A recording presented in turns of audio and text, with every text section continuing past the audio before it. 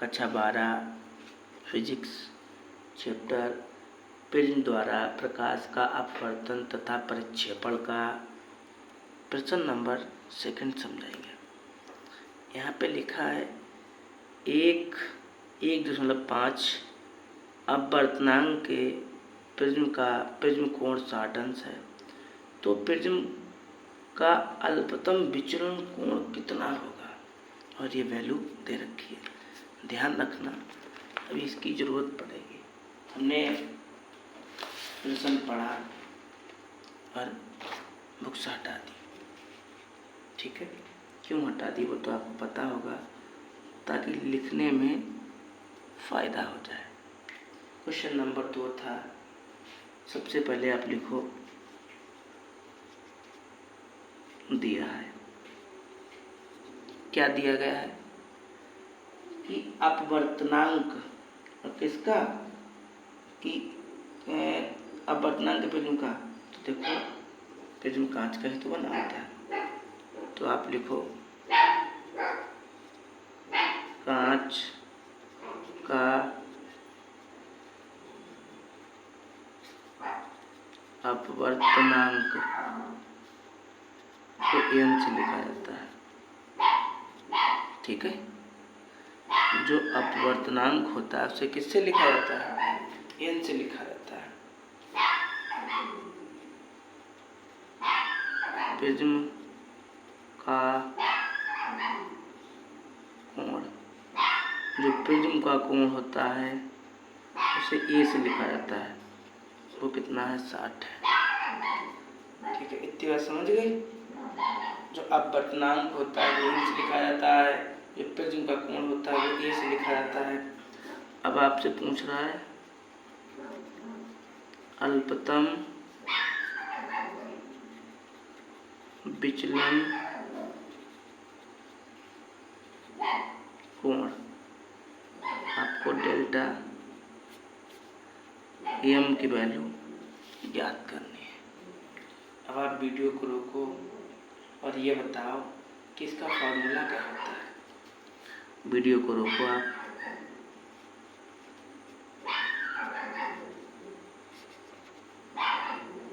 इसका फॉर्मूला होता है n बराबर साइन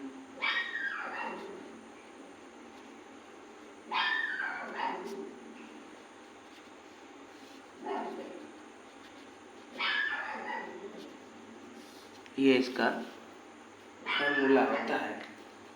ये फॉर्मूला आपने क्लास 10 में भी पढ़ा होगा, ये सूत्र आपने क्लास 10 में पढ़ा होगा, इसलिए आपको अजीब नहीं लग रहा होगा, ठीक है।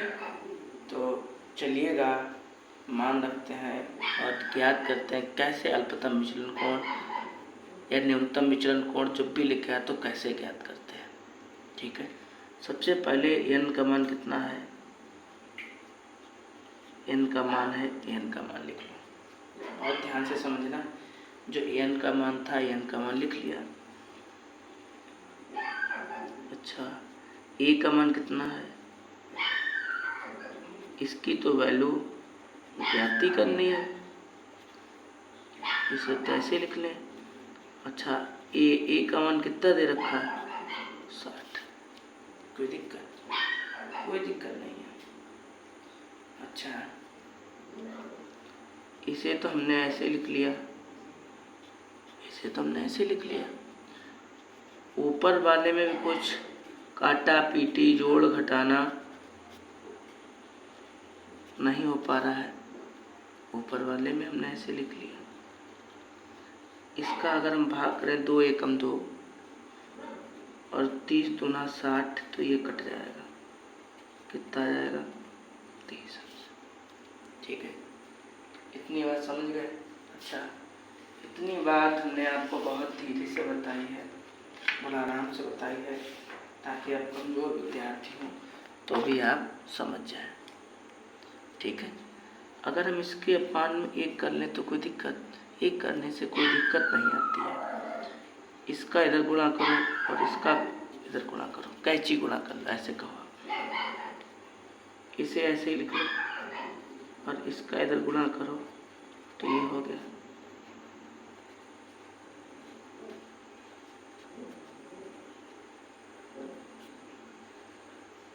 ठीक, यही तो होगा। कैंची गुणा करता हूँ, ये थोड़ा नीचे लिखा होता, बहुत मज़ा आता है। इसका इधर गुणा, इसका इधर गुणा, एक का गुणा करने पे आपको पता है पूरी वही संख्या आ जाती है, कोई चेंजिंग नहीं होती है। अब आप ये बताओ कि साइन 30 का मान क्या होता है। तो साइन 30 का मान 1/2 होता है। हमने आपको अपनी वीडियो में उंगलियों के माध्यम से साइन 30 का मान निकालना सिखाया था, तो आपको शायद आता होगा। ये नहीं आता है तो देख जरूर लेना। तो कहने का मतलब ये हुआ कि जहाँ पे साइन 30 लिखा वहाँ पे मैं 1/2 लिख सकते हैं। चलिएगा, जहाँ पे साइन 30 है वहाँ पे हम 1/2 लिखते हैं।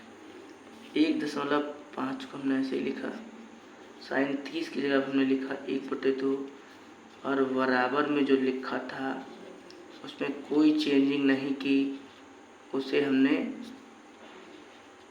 यूं ही लिख लिया। इतना समझ गए? इतना समझ गए? अगर हम इसके अपान बंद कर लें, कोई दिक्कत नहीं। ऊपर गुणा करो 15 एकम 15 या 1.5 और 2 एकम 2। इसे तो ऐसे ही लिख लो, कोई चेंजिंग नहीं करेंगे। ठीक है, कोई चेंजिंग नहीं करेंगे। दशमलव हटा लो या ना हटा लो, दशमलव हटा लो तो भी ठीक है, ना हटा लो तो भी ठीक है। तो या हटा दो, भाग देने में सहूलियत होगी।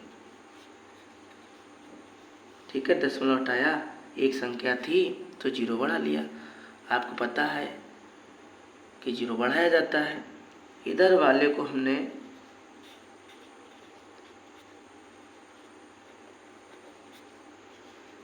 यूं ही लिख लिया, कोई दिक्कत।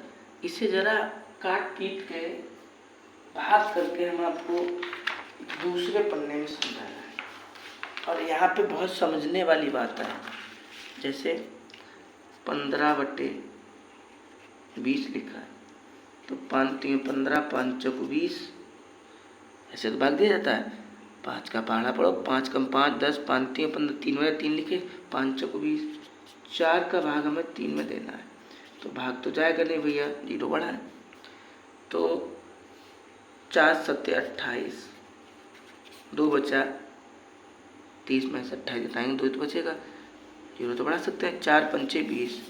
तो कहने का मतलब ये हुआ कि जब आपने इसका भाग दिया तो 0.75 आया, और इधर वाले को यूं ही उतार लो, कोई चेंजिंग, कोई परिवर्तन नहीं किया हमने। इतनी बात समझ में? अब आप वीडियो को थोड़ा शुरू में देखो। हमने कहा था कि जहाँ पे लिखा था साइन 0 दिखा दिया आपको, ये देखो लिखा है 0.75, इसकी जगह पे साइन लिखा है साइन 48.6, ये लिखेंगे।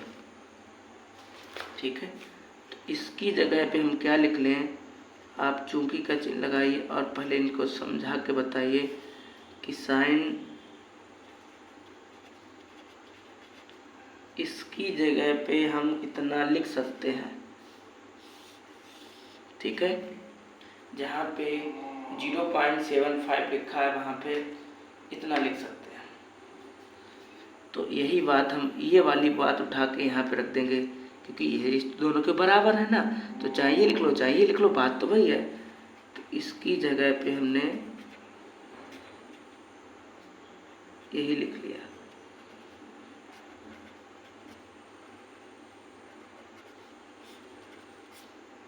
ठीक है, अब आपका ये साइन कैंसिल हो जाएगा। आपका क्या बचेगा, आपका बचेगा तो यही तो बचेगा। अब बताइए कोई दिक्कत? भाई ये साइन और ये साइन कैंसिल हो जाएगा, तो यही तो बचेगा और यही तो बचेगा, वही तो हमने लिखा है। अगर इसके अपान में हम 1 कर लें तो कोई दिक्कत, 1 करने से कोई दिक्कत नहीं आती है।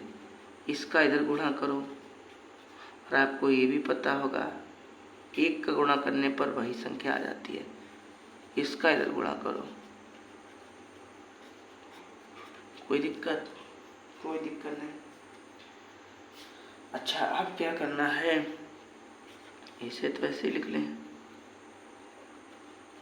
इन दोनों का गुणा करो, इन दोनों का गुणा कर लो, दशमलव बाद में लगा देंगे। 6 दूनी 12 की 2 हाथ से लगा 1, 6 दूनी 12 की 2 हाथ से लगा 1, 8 दूनी 16 17 की 7 हाथ से लगा 1, 4 दूनी 8 9, दशमलव 1 के बाद, दशमलव 1 के बाद, ठीक है। डेल्टा एम तो ऐसे ही लिखा हमने, डेल्टा एम तो ऐसे लिखा और ये भी हमने ऐसे लिखा। ये उठा के हम इधर लाएंगे तो माइनस का हो जाएगा। बोलो भाई, आपको पता होगा कि पक्षांतर करने पर आपका चिन्ह चेंज हो जाता है। तो यहाँ पे प्लस का है, यही उठ के जब इधर गया तो किसका हो गया, माइनस का हो गया। आपको पता है माइनस का हो गया। अच्छा, तो डेल्टा एम बराबर, अब आपको पता है कि घटाने का नियम होता है दशमलव दशमलव के नीचे ही रहे। क्या कहा, दशमलव के नीचे ही रहे। अगर हम इसको ऐसे लिख लें तो कोई दिक्कत नहीं, ऐसे लिखने पे से कोई दिक्कत नहीं है। अगर हम इसे ऐसे लिख लेंगे तो हमारा घटने में थोड़ी सहूलियत, आराम हो जाएगी। अगर हम, ठीक है, तो यहाँ पे कोई मिस्टेक तो नहीं है, मिस्टेक तो नहीं है भाई, लेकिन 6 दूनी 12 की 2 हाथ से लगा 1, सही तो है भाई, मिस्टेक है तभी तो दिक्कत है भाई। यहाँ पे ये लिखा ना, तो ये 2 कहाँ से आ गया, तभी तो कहें कि ये मिस्टेक है। तो आप घटाओ, इसमें से 2 ही बचेगा और यहाँ पे कितना है 7, यहाँ पे से 9 में से गया कितना आएगा,